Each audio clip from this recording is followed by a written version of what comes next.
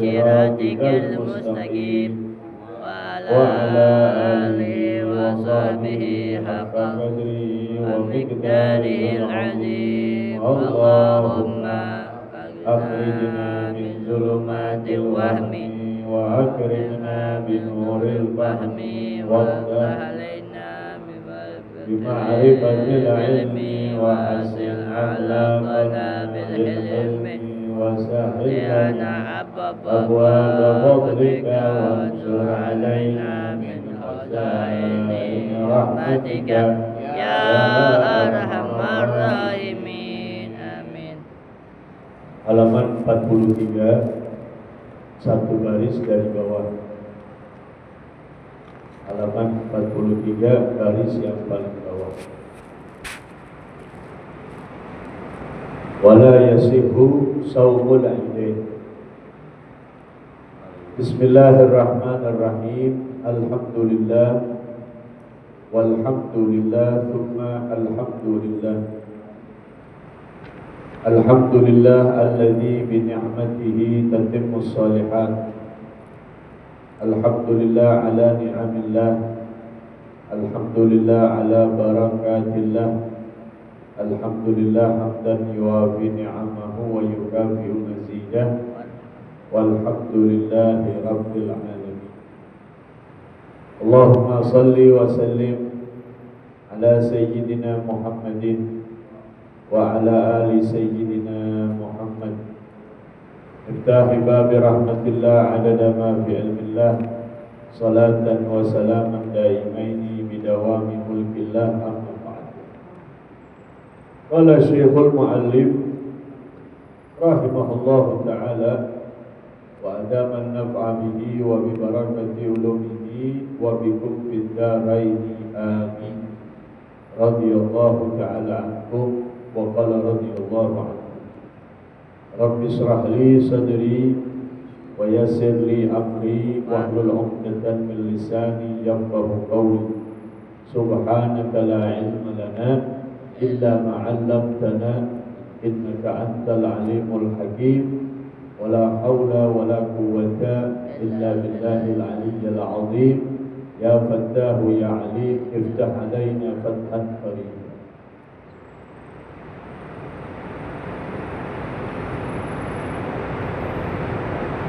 Bismillahirrahmanirrahim. Wala yasihhu saumul idain wa ayyamit tasyrik wa kadhan nisful akhiru min sya'bana wa yawmus syaqi illa an yasilahu bima qablahu aw liqada'in aw nadrin aw wirdin. Wa man afsada sawma yawmin min ramadana wala rukhsata lahu fi fitrihi bi jima'in fa alaihi al-ithmu wal qada'u fawran wa kafaratu zihari. Masih berkenaan tentang masalah puasa. Wala yasihu, dan tidak sah, bahkan haram, shaumul idain bila berpuasa di dua hari raya. Hari raya Idul Fitri, hari raya Idul Adha. Tidak sah bila melakukan puasa. Wa yahrumu alaih, bahkan haram melakukan puasa di dua hari raya. Ayy Idul Fitri wal Adha bil ijma'i. Tidak sah bahkan haram melakukan puasa baik di saat hari raya Idul Fitri ataupun di saat hari raya Idul Adha. Wa yahrumu alaihi, bahkan haram melakukannya, wa huwa athimun, dan orangnya bukan mendapatkan pahala tapi mendapatkan dosa. Lianna nafsal ibadati ainul maksiyah, karena ibadah yang dia lakukan merupakan satu kemaksiatan. Bukan dapat pahala, justru malah mendapatkan dosa. Karena melanggar aturan Allah. Allah dan Rasulnya mengharapkan puasa di hari raya Idul Fitri, hari raya Idul Adha, malah dia puasa. Wala farqa baina an yasumaha tatawu'an aw an wajibin. Sama saja baik itu puasa sunnah ataupun puasa wajib. Seperti qadha, sengaja-ngaja qadha puasa.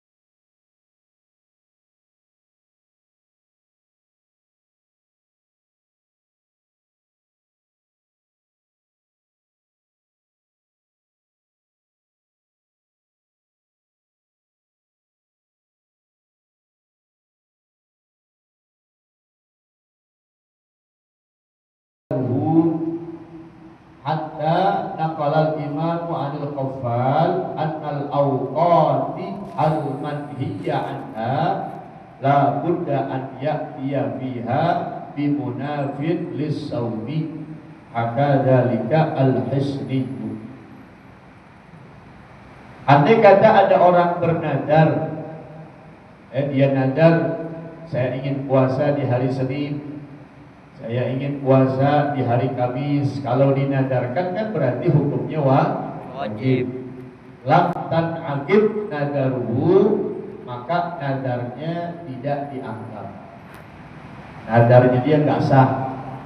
Kalau puasa dia laksanakan puasa sengaja-ngaja di hari raya Idul Fitri atau Idul Adha. Selain daripada itu pun besok di hari Senin, sekarang hari Jumat, saya nadar, besok hari Senin pengen puasa. Nah, berarti hukumnya wajib sudah. Kalau kita nggak kerjakan dosa, karena kita sudah bernadar. Hatta naqala al-imamu 'anil qaffal anal awqata, sehingga al-imam Qaffal radhiyallahu anhu menyatakan waktu-waktu yang dilarang melakukan puasa itu tidak sah dilakukan puasanya. Salah satunya hari raya Idul Fitri dan Idul Adha. Yang kedua yang diharamkan puasa wa ayyamin tasyrik, yaitu hari tasyrik. Wa hiya salasatu ayyamin ba'da yaumin nahri, yaitu 3 hari berturut-turut setelah hari raya Idul Adha. Hari raya Idul Adha tanggal 10 Dzulhijjah kemarin, hari Jumat. Hari tasyriknya berarti hari Sabtu, hari Ahad dan hari Senin. Kemarin itu sudah lewat, ya? Maka haram melakukan puasa di hari tasyrik. Wa hadza huwal jadidus sahih. Di anna Nabiyya sallallahu alaihi wasallam naha an siyamiha, rawahu Abu Dawud. Karena Nabi kita Muhammad sallallahu wasallamu alaih itu melarang umatnya melakukan puasa di hari tasyrik. Rawahu Abu Dawud. Hadis ini riwayat Imam Abu Dawud. Wa fi sahihi Muslim innaha ayyamu aklin wa syurbin wa dzikrillah ta'ala. Dan di dalam hadis yang sahih, kenapa hari tasyrik kita haram melakukan puasa? Innaha ayyamu aklin wa syurbin. Karena hari itu kita dianjurkan untuk makan daging. Daging daripada sunnah-sunnah kurban. Kita dibagi sama orang, atau kita memang yang sunnah kurbannya, kan boleh kita sunnah kurban ngambil daging dari sunnah yang kita lakukan. Oh kemarin kita sunnah kurbannya kambing, boleh kita ambil. Ya selama tidak jatuh wajib. Kalau jatuhnya wajib baru nggak boleh. Ya. Makanya kalau mau beli kambing, orang nanya mau kemana beli kambing, untuk apa nih? Tahu dia, dikit lagi lebaran haji.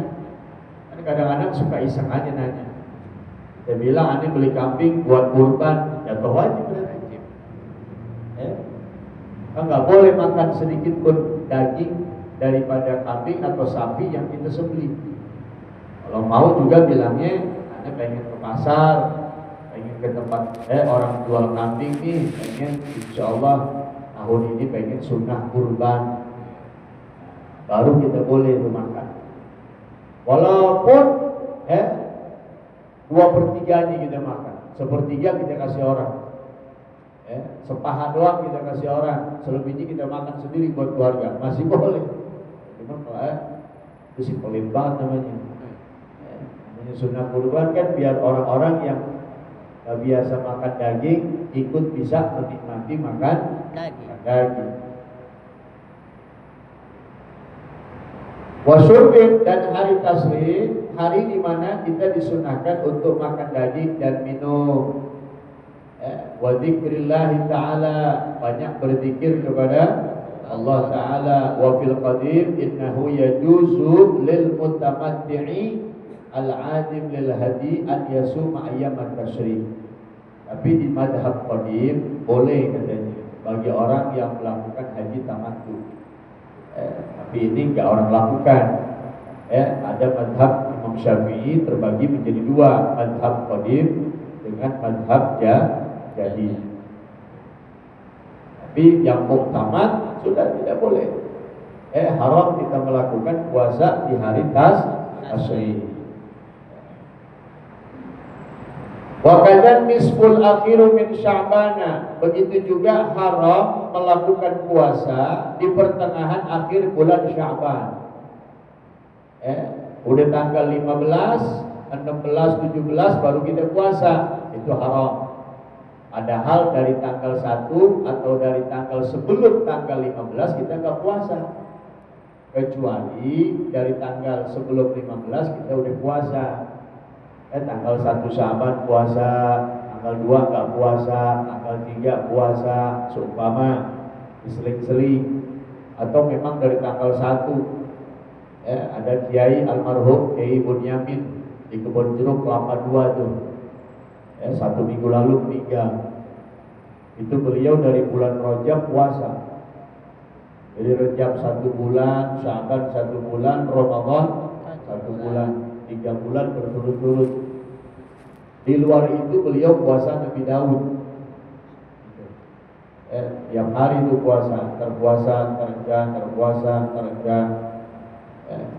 Ada yang masih ngamalin ilmu semacam itu. Seperti almarhum Kiai Haji Bunyamin yang tinggal di Kelapa 2 Kebon Jeruk. Kebetulan rumahnya dekat rumah mertua, cuma beda gang doang. Kita tahu langsung dari sumbernya, dari istrinya, dari anaknya. Memang kebiasaan adat beliau wiridannya tuh kalau dari bulan Rajab puasa, bulan Sya'ban dari awal puasa, sehingga di pertengahan Sya'ban pun tidak jatuh haram. Gitu. Ini dari awal sampai tanggal 14 nggak puasa, sampai tanggal 15 nggak puasa, tanggal 16 sengaja aja puasa sunnah.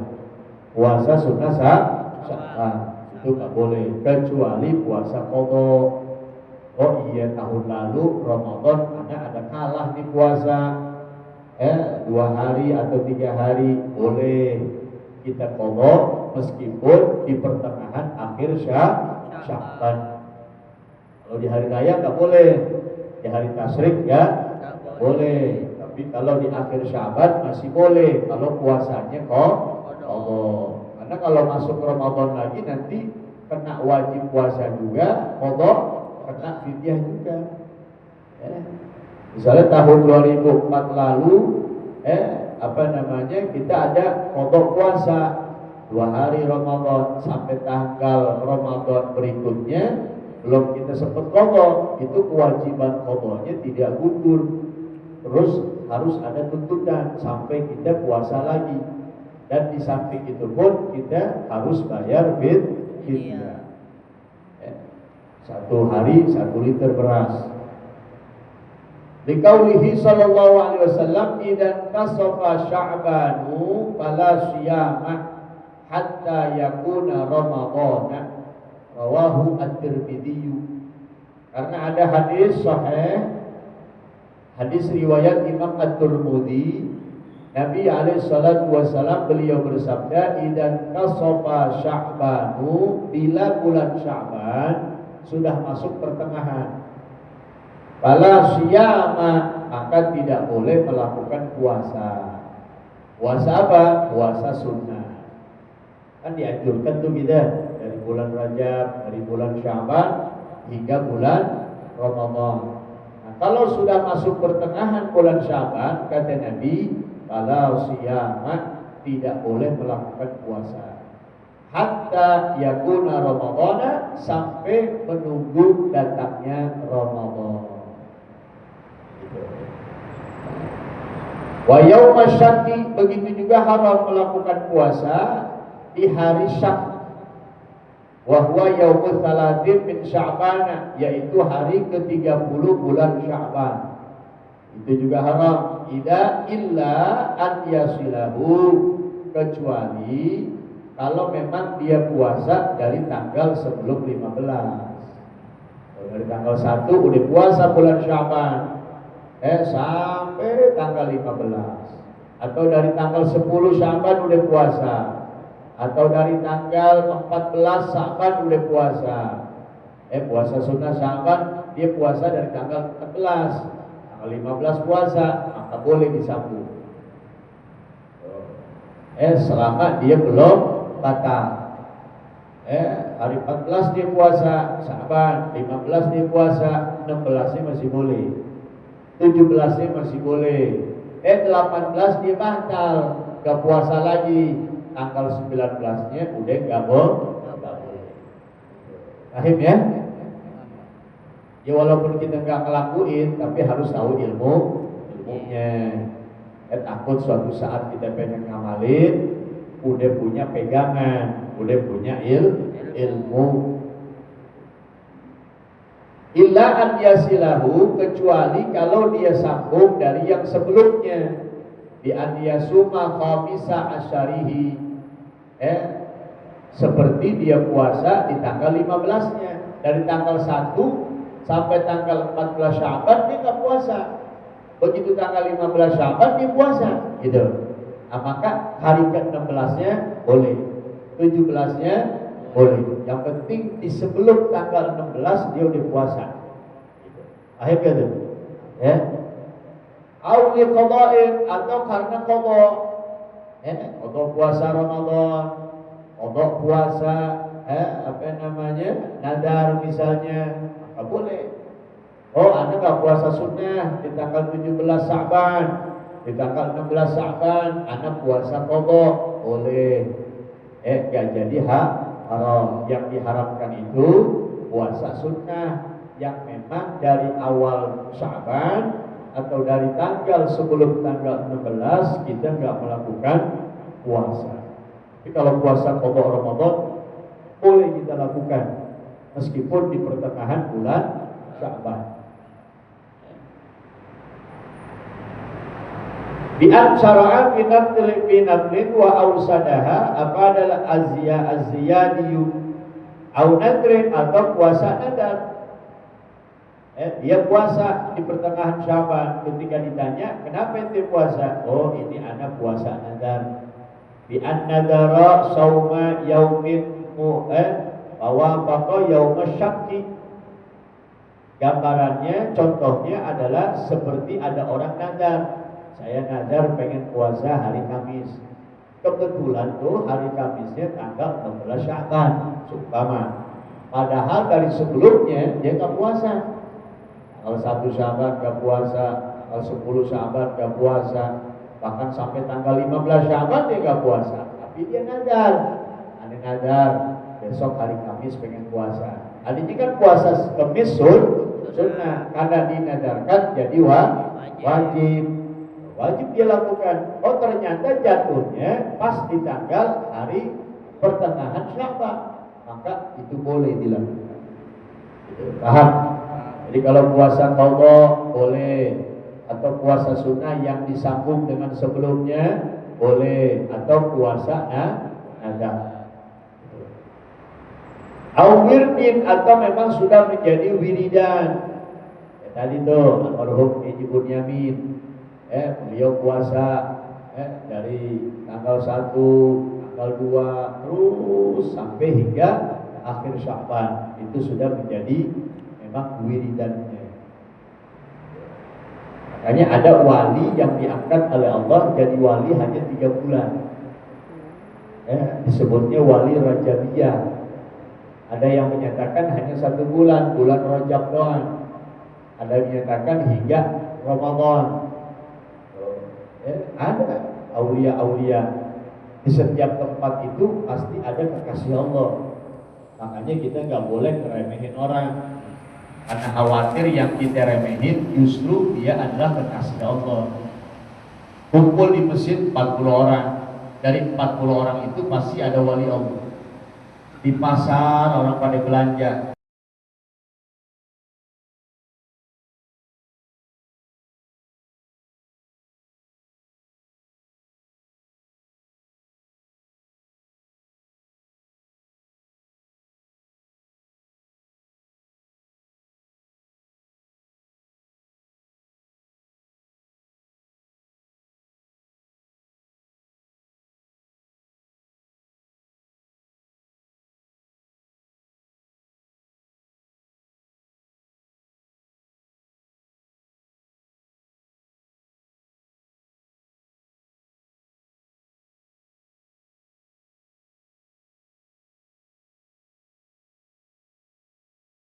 tapi saya nggak tahu dosa saya udah diampunin atau belum. Berarti dia lebih baik dari saya. Selamat kalau itu begitu. Lihat anak kecil yang lebih muda dari kita anggap dia lebih baik dari kita. Umurnya masih muda, andai kata punya dosa nggak sebanyak dosa kita. Dia ibadah mungkin diterima, jadi dia lebih baik dari saya. Lihat ibu-ibu begitu juga. Lihat orang alim apalagi. Oh dia orang alim, ilmunya banyak, masih ibadahnya sesuai dengan ilmunya. Andai kata dia punya salah ya wajar, namanya manusia. Biar kata alim juga manusia pasti punya salah. Tapi dia punya cara untuk dia minta ampun kepada Allah. Sedangkan saya nggak tahu. Jadi dia lebih baik dari saya. Melihat orang kafir, tetangga kita Kristen, tetangga kita Hindu, tetangga kita Buddha, tetangga kita Majusi, tetangga kita nyembah paralon, nyembahnya pohon beringin, seumpama, tetap jangan dianggap remeh, karena kita nggak tahu di akhir usia dia, di akhir usia kita, mana yang Allah matikan husnul khatimah, mana yang Allah matikan su'ul khatimah. Kalau punya pikiran semacam ini, punya hati semacam ini, hidup kita insya Allah selamat. Jadi nggak ada buruk sangka sama orang. Selalu husnuzon kepada setiap orang. Dimanapun kita kumpul, dimanapun kita berada, dengan siapa kita bertemu, sudah anggap orang itu lebih baik dari kita. Maka hidup kita akan selamat. Karena orang yang makhluk yang pertama kali mengklaim dirinya lebih baik itu iblis. Kata iblis, ana khairun min Adam, khalaqtahu min tin wa khalaqtani min nar. Aku lebih baik ya Allah dari Nabi Adam. Engkau ciptakan aku dari api dan engkau ciptakan dia dari tanah. Yang pertama kali mengakui dirinya lebih baik adalah iblis. Makanya iblis pernah bilang kepada Nabi Musa. Nabi Musa nanya, iblis, siapa makhluk Allah, manusia yang kau tidak akan goda? Ada nggak tuh manusia yang tidak akan kau goda? Kata iblis, ada hai Musa. Siapa tuh? Yang pertama kata iblis, idza ajaba bi nafsi. Orang yang menganggap dirinya lebih baik dari yang lain, itu yang tidak akan aku goda. Kenapa kata Nabi Musa? Karena dengan sendirinya amal ibadahnya habis. Akhirnya nih, ya, kita harus punya ilmu semacam itu. Jangan mentang-mentang kita ustaz, jangan mentang-mentang kita orang kaya, jangan mentang-mentang kita punya jabatan, punya kekuasaan, kita anggap orang lain remeh, gitu kan? Hati-hati. Iblis tuh gak bakal godain orang semacam itu. Karena kata iblis, ngapain aneh godain? Ketika dia menganggap dirinya lebih baik, maka disitulah dia telah menghancurkan dirinya sendiri. Jadi gak usah repot-repot kata iblis. Yang kedua siapa? Manistakara ibadatahu. Orang yang menganggap amal ibadahnya lebih banyak dari orang. Dia pergi haji, baru orang satu kali pergi haji dia tengokin. Nih haji keberapa nih? Baru pertama nih saya pergi. Wah ini sudah 3 kali. Kata iblis tuh adalah lepas tangan tuh. Kita pulang dari Masjid Darussalam, melihat orang tuh di luar banyak sana. Orang bukan pada sholat, bukan pada ngaji, banyakkan gue ibadahnya. Habis itu iblis lepas tangan. Yang ketiga, man-nasiyadunubah, orang yang melupakan dosanya, lupa sama dosanya sendiri, sehingga sibuk ngurusin dosa orang dulu. Lupa sama kelemahan diri sendiri, sehingga ngurusin kelemahan orang mulu. Lupa sama aib diri sendiri, sehingga yang diurusin aib orang dulu. Aib orang paling kecil dia tahu, tapi aib dia paling gede dia nggak sadar. Itu iblis lepas tangan. Ini 3 macam ini kata iblis, hai Nabi Musa, saya nggak bakal goda, anak buah saya juga nggak bakal goda. Terus ini ngapain? Ya ngopi aja kita mah. Iblis juga ngopi, di sekolah lagi ngopi. Ini master dia. Jadi jangan tuh, jangan kita beranggap bahwa diri kita lebih baik dari siapapun. Ngajinya masih enak, cuman udah 5:49. Wallahu a'lam bishawab. Rabbi zidni ilma warzuqni rahmah. Alhamdulillah. Mudah-mudahan seiring waktu kita ngaji, akhlak kita makin baik. Amin. Hati kita makin bersih. Amin. Gak pernah kita anggap diri kita lebih baik dari siapapun. Amin. Ini kan disuruh tuh sama Nabi, perbanyaklah kalian minta doa kepada siapapun. Kenapa begitu? Biar kita anggap orang lebih baik dari kita. Amin. Minta doa sama siapa aja, karena kita nggak tahu dari lisan yang mana doa kita diterima sama. Maka insya Allah mudah-mudahan kita diberikan taufik hidayah oleh Allah, bisa amalin ilmu dan bisa dapat ilmu yang manfaat. Amin ya rabbal alamin. Sebelum ditutup dengan salam, saya sampaikan khususnya kepada jamaah yang biasa hadir ta'lim di rumah saya hari Ahad besok tanggal 22, itu jadwal kegiatan ta'lim di rumah saya. Semestinya kemarin tanggal 15, karena baru pulang dari Gresik, hawanya masih lelah, capek, dan kebetulan di samping rumah juga ada orang hajatan. Jadi saya undur ke minggu ini nih, tanggal 2 Pak Isnan ya. Haji juga biasa hadir, khususnya besok hari Ahad kegiatan ta'lim di rumah saya, waktunya sholat asar berjamaah. Kita baca suratul Fatihah. Salah satu guru saya di Al-Ghafar, Ustaz Ahmad Fauzi bin Al-Haddad, berpulang ke rahmatullah. Padahal minggu lalu pas di hari Jumat malam Sabtu, habis rohah baca kitab Ihya Ulumuddin di Hall Habib Abu Bakar Gresik, ditanjakan saya ketemu beliau. Sempat kita salaman, sempat kita temui beliau.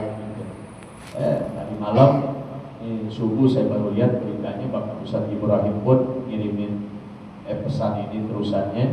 Beliau berpulang ke rahmatullah. Kita doakan mudah-mudahan almarhum diterima amal ibadahnya, dijadikan kuburnya rawdah ya jannah, dan kita selaku murid-muridnya diberikan keberkahan ilmu yang bermanfaat. Fatihah ala hadirin niyat. على كل نية صالحة وإلى حضرة النبي سيدنا ومولانا محمد صلى الله عليه وآله وسلم. الفاتحة. أعوذ بالله من أعوذ بالله من الشيطان الرجيم. بسم الله الرحمن الرحيم. الحمد لله رب العالمين الرحمن الرحيم مالك يوم الدين إياك نعبد وإياك نستعين اهدنا الصراط المستقيم صراط الذين أنعمت عليهم غير المغضوب عليهم ولا الضالين آمين. اللهم صل على سيدنا محمد وعلى آل سيدنا محمد. اللهم اغفر له وارحمه وعافه واعف عنه واجعله كما تواه. اللهم أدخله في قلبي وقبري الروح والريحان والحسن والرضوان والبشارة والأمان برفع الجنان مع سيدي والجنان. وصلى الله على سيدنا محمد وآله وصحبه وسلم. الحمد لله رب العالمين. السلام عليكم ورحمة الله وبركاته.